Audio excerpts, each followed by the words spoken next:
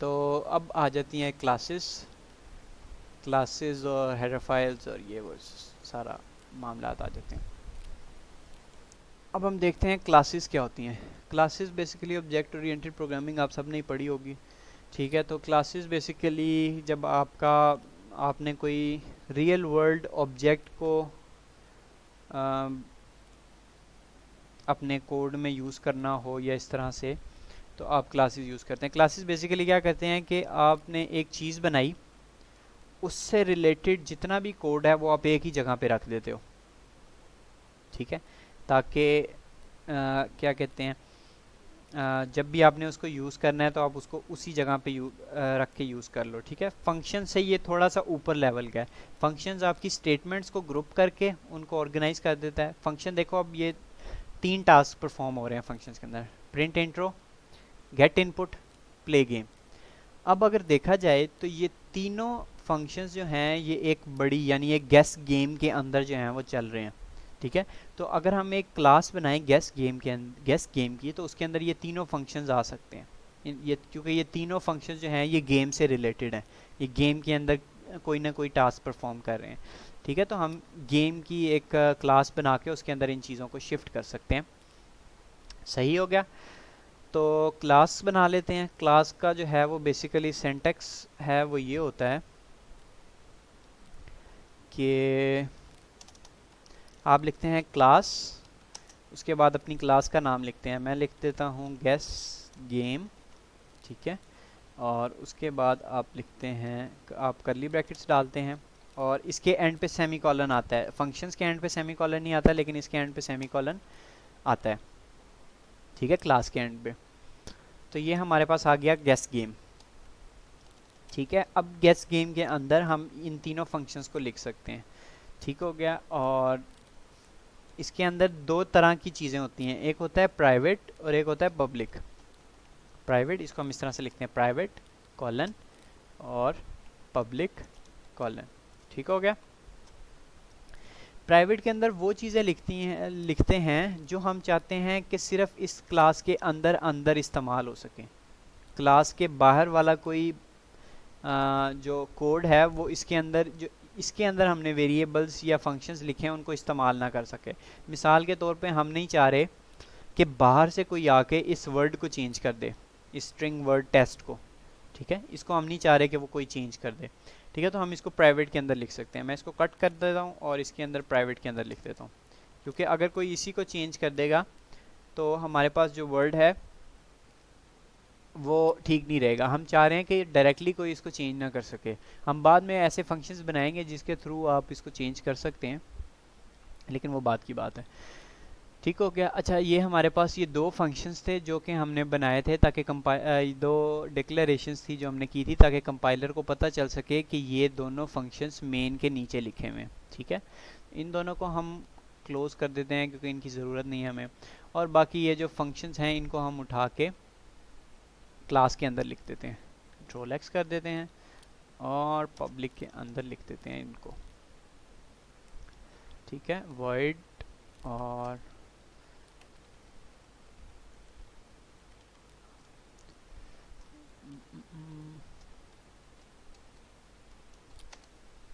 ठीक हो गया। ये आ गए हमारे प्ले गेम के अंदर। अब हमें पता है प्ले गेम क्या कर रही है और ये वो, तो हमें इसके अंदर सर खपाई करने की ज़रूरत नहीं है। मैं इसको ये एरो जो आ रहा है इसके ऊपर क्लिक कर देता हूँ, वो सारा कुछ हाइड कर देगा इसके अंदर। ठीक है, हमें बस पता है कि प्ले गेम के अंदर क्या क्या हो रहा है। सही हो गया। अब मैं अगला काम करता हूँ। यहाँ पे प्ले गेम के अंदर एरर आ रहा है, वो बाद में हम इसको रिजॉल्व कर लेते हैं। अभी हम इसको क्लासेस के अंदर कन्वर्ट कर लेते हैं। ठीक है, और पब्लिक के अंदर इंट्रो का आ गया। ठीक है, इसको भी मैं इस तरह से सेव कर लेता हूँ और इसके बाद एक स्पेस दे देते हैं और इसके बाद हम ये सेव कर लेते हैं। उसके बाद आ गया हमारे पास गेट इनपुट का फंक्शन। इसको मैं कट करता हूँ और मैं यहाँ पर इसको पेस्ट कर देता हूँ।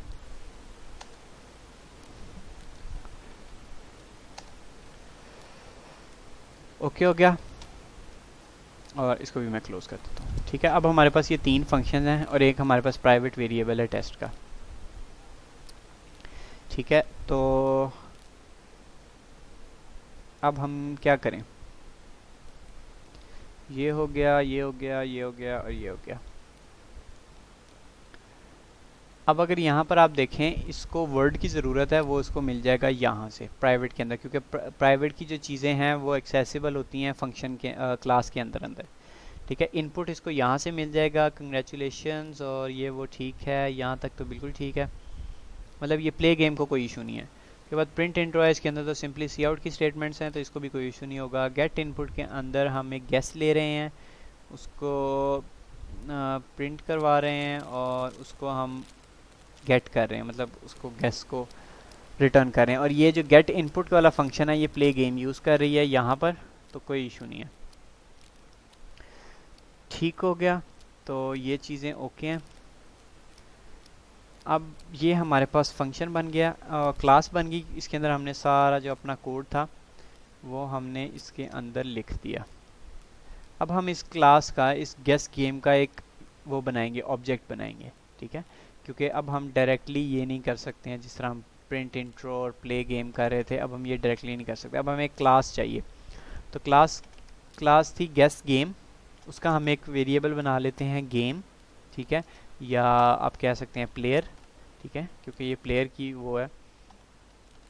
ठीक है, और फिर आप लिख सकते हैं प्लेयर डॉट प्रिंट इंट्रो, यानी कि इस फंक्शन, इस क्लास का ये वाला जो प्रिंट इंट्रो वाला फंक्शन है इसको कॉल कर दो। ठीक है, इसी तरह से प्ले गेम भी इसी तरह से होगी, प्लेयर डॉट प्ले गेम। ठीक है, और बाकी सब कुछ ठीक चल जाएगा। तो ये हमने क्या किया, हमने एक फंक्शन उठाया और उसको जो है वो हमने क्लासेस में कन्वर्ट कर दिया।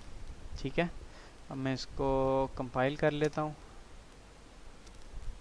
ठीक है, और मैं इसको रन कर लेता हूँ। ठीक है, तो ये सेम बिल्कुल वैसे ही चल रहा है जैसे हम चला रहे थे इसको। ठीक है, तो ये बिल्कुल ठीक चल रहा है। आगे आ जाती हैं हेडर फाइल्स। ये बेसिकली जो थी ये हेडर फाइल्स थी, जिसके अंदर हमने दूसरों का लिखा हुआ कोड अपने प्रोग्राम के अंदर इस्तेमाल किया था। ठीक है, डिस्प्ले करवाने के लिए, इनपुट लेने के लिए और स्ट्रिंग को यूज़ करने के लिए। सही हो गया। तो अब हमारे पास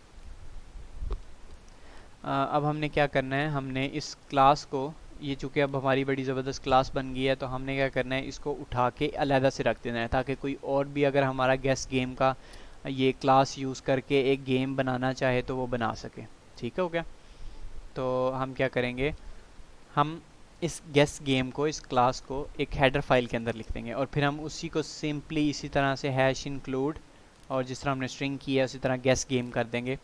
तो उससे ये होगा कि हमारा कोड जो है वो और छोटा हो जाएगा, और हम ये भी देख लेंगे कि हमारा जब प्रोजेक्ट मल्टीपल फाइल्स में हो तो हम उसको किस तरह से वो करते हैं, कंपाइल भी करते हैं और किस तरह से इस्तेमाल करते हैं। ठीक है, तो मैं एक और फाइल बनाता हूँ, उसका नाम मैं रख देता हूँ गेस गेम डॉट एच। ठीक है, ये मैंने बना दी गेस गेम डॉट एच की फ़ाइल। ठीक है, गेस गेम डॉट एच की फ़ाइल बना ली। ठीक है, इसके बाद हम क्या करेंगे, अपना जो ये सारा कोड है इसको कॉपी करेंगे और हम इसको इसके अंदर रख देंगे। ठीक है, यहाँ पर हमने कॉपी पेस्ट कर दिया। अब हमने ये देखना है कि इसको किस किस चीज़ की ज़रूरत है। मतलब फॉर एग्ज़ाम्पल इसको ये नहीं पता कि स्ट्रिंग क्या चीज़ है, तो हम इस हेडर फाइल के अंदर ही जो जो स्ट्रिंग की हेडर फाइल है उसको इंक्लूड कर देते हैं, हैश इंक्लूड स्ट्रिंग। ठीक है, तो हमारे पास जो ये है ये हो जाएगा। उसके बाद हम क्या करेंगे, हम सी आउट कर लेंगे, तो हैश इंक्लूड आई ओ स्ट्रीम, ये हो गया। और इसके बाद इसको इनपुट का नहीं पता, क्योंकि अच्छा ये स्ट्रिंग का मसला है। ठीक है, तो अभी हमारे पास जो है ना वो सिर्फ दो जगहों पे मसले आ रहे हैं, वो ये कि स्ट्रिंग का नहीं पता चल रहा और सी आउट का नहीं पता चल रहा। वो क्यों? वो इसलिए क्योंकि हमने यहाँ पर यूजिंग नेम स्पेस std लिखी थी। अगर हम ये नहीं यूज़ करेंगे तो फिर हमें इन सब के साथ std कॉलन कॉलन लगाना पड़ेगा। ठीक हो गया। ठीक है, जिस तरह ये देखें मैंने लगाया है तो साथ ही इसका एरर ख़त्म हो गया। तो हेडर फाइल के अंदर इस बात से मना किया जाता है कि आप यूजिंग नेम स्पेस जो स्टेटमेंट है वो यूज़ ना करें। ठीक है, क्योंकि इससे बहुत सारे मसाइल जो है ना वो आ सकते हैं। ठीक है, तो चूँकि ये एक दफ़ा का ही प्रोसेस है, तो आप क्या करें कि इसको सबके साथ कंकैटिनेट कर दें ताकि आपको यूजिंग नेम स्पेस यहाँ पे ना लिखनी पड़े। अगर आप लिख लेंगे तो ये सारे एरर्स तो रिजॉल्व हो जाएंगे, लेकिन वो एक बैड प्रैक्टिस होती है। ठीक हो गया। और फिर यहाँ पर भी। अच्छा, अब ये आपने हेडर फाइल बना ली। हेडर फाइल के अंदर इस तरह से फंक्शंस को डिक्लेयर करना जो है ना वो बुरी प्रैक्टिस समझी जाती है। हेडर फाइल्स के अंदर आप सिर्फ ये बताएं कि आप वेरिएबल्स कौन से बना रहे हैं और आपके फंक्शंस की डिक्लेरेशन क्या होगी, यानी आपके फंक्शंस के नाम क्या होंगे। ये जो बॉडी है इनको यहाँ पर लिखना ये एक बुरी प्रैक्टिस समझा जाता है। ठीक है, तो हम क्या करेंगे, हम इसको अलहदा से करके एक नई फ़ाइल के अंदर लिखेंगे और फिर हम इन दोनों को यूज़ करेंगे, guessgame.h, और एक और फाइल बनाएंगे guessgame.cpp। उसके अंदर फिर हम उसकी जो बॉडी वगैरह है उसको वहाँ पे शिफ्ट कर देंगे, क्योंकि ये इसी तरह से अनरियल इंजन जो है वो इसी तरह से कोडिंग करता है। तो जब आप उसकी कोडिंग देखेंगे तो आपको ज़्यादा प्रॉब्लम नहीं होगी। ठीक हो गया, तो guessgame.cpp। ठीक है, ये अब हमारे पास एक नई cpp की फ़ाइल बन गई है। हमने इसके अंदर अब कोड करना है। पहले मैं क्या करता हूँ, इसके एंड पे लगा देता हूँ सेमीकोलन, ताकि ये एक डेक्लरेशन बन जाए। ठीक है, बल्कि पहले इसको हम कॉपी कर लेते हैं इससे पहले कि ये ज़ाया हो जाए। ठीक है, इसको कॉपी कर लिया और इसको मैंने कॉपी करके यहाँ पे पेस्ट कर दिया। इसको भी हम बाद में चेक करते हैं, इसको बहुत सारी चीज़ें ऐसी हैं जो नहीं मिलेंगी, वो बाद में हम इसको ठीक कर लेंगे। ठीक है, इसको कॉपी कर लेते हैं क्योंकि बॉडीज़ सारी हमने रिमूव करनी है। बॉडीज़ जो हैं वो अलाउड नहीं होती हैं इस तरह क्लास की उसमें डिक्लेरेशन के अंदर। ठीक हो गया, कंट्रोल सी और यहाँ पर हम कंट्रोल वी कर देते हैं। ठीक हो गया, तकरीबन हमारा सारा डाटा इधर ही आ गया। ठीक है, अब हम यहाँ से इसकी जो बॉडीज़ हैं वो आहिस्ता आहिस्ता रिमूव करते हैं। ठीक है, ये इसकी बॉडी गई और एंड पे सेमीकोलन लगा दिया। ठीक है, ये इसकी बॉडी रिमूव कर दी और एंड पे सेमीकोलन लगा दिया, इसकी बॉडी रिमूव कर दी और एंड पे सेमीकोलन लगा दिया, और ये तो वैसे ही रहेगा। ओके हो गया, तो ये हमारे पास आगे प्राइवेट पब्लिक। ठीक है, इसके अंदर हमने सिर्फ ये बताया कि इसके अंदर एक वेरिएबल है और ये 3 फंक्शंस हैं इसके अंदर, जिसको हम मेथड्स भी कहते हैं और इस तरह से मेंबर फंक्शंस भी कहते हैं और इस तरह से। ठीक हो गया, अब ये आपके पास चीज़ आ गई है। किस चीज़ का एरर दे रहा है, एक्सपेक्टेड सेमीकोलन। अच्छा, ये एक एक्स्ट्रा ब्रैकेट लगी हुई है, इसको मैं रिमूव कर देता हूँ।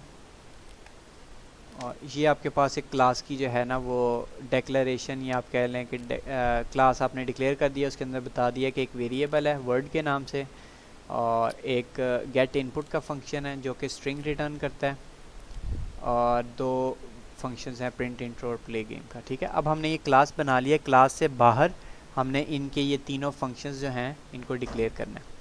ठीक हो गया, सबसे पहले हमने क्या काम करना है, हमें इस क्लास का पता होना चाहिए कि हम किस क्लास के बारे में बात कर रहे हैं। तो हम ये जो guessgame.h फाइल है ये यहाँ पर इंक्लूड कर लेंगे, #include।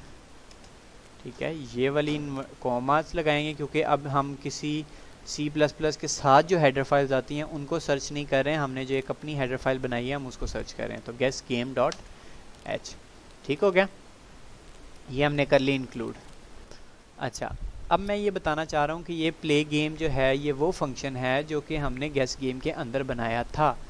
तो मैं इस नाम के साथ लिखूँगा गेस गेम कॉलन कॉलन। ठीक है, उसने साथ ही मुझे सजेशन देना शुरू कर दिया कि आप किसकी बात कर रहे हैं इन तीनों में से। ठीक है, तो ये जो चीज़ है इससे हमने क्या किया, हमने उसको बता दिया कि ये जो प्ले गेम है ये बेसिकली इस गेस गेम क्लास की इस वाले फंक्शन की बात हो रही है।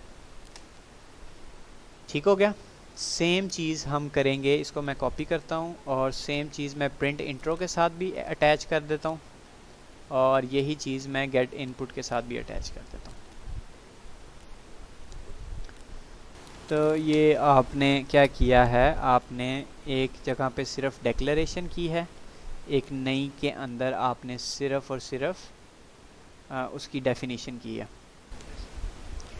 अच्छा जी, अब इसको रन करके देख लें। main.cpp हमने इसको गेस में डाल दिया है और इसमें डाल दिया है और हमारा ये रहा मेन। ठीक है, इसको मैं दोबारा से रिमूव कर देता हूँ क्योंकि यहाँ पे भी हमने क्लास की वो बनाई हुई है और गेस गेम के अंदर भी हम वही सेम काम कर रहे हैं। इसको मैं रिमूव करके सिर्फ अब क्या करूँगा, हैश इंक्लूड, ये मेरा मेन वाला प्रोग्राम है, hash include guess game dot h. ठीक है, तो मैंने क्या किया कि इसके अंदर जो कुछ भी था वो मैंने यहाँ पे इंक्लूड करवा लिया। ठीक हो गया। अच्छा जी, अब इसको एक दफ़ा रन करके देख लेते हैं। cl main डॉट cpp, ठीक है, और एरर आ गया। एरर क्या आया? एरर ये आया है कि उसको ये नहीं पता कि guess game dot colon colon print intro, guess game play game, ये दोनों क्या चीज़ें हैं, उसको इन दोनों चीज़ों का नहीं पता। ये चीज़ें हमने बनाई थी इस cpp फाइल के अंदर।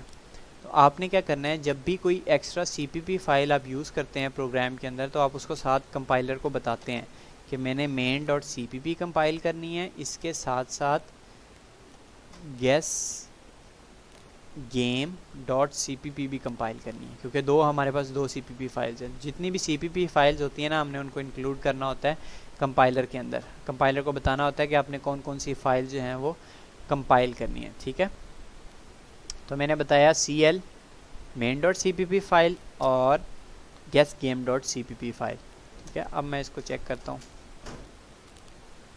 ले जी, हो गया कंपाइल। अब मैं मेन को रन करता हूँ तो हमारे पास जो है वो सेम अब हमारा प्रोग्राम जो है वो चल रहा है। इसके अंदर एक गलत एंट्री और एक ठीक एंट्री जो है वो बिल्कुल ठीक वैसे ही काम कर रही है जैसे इसको करना चाहिए था।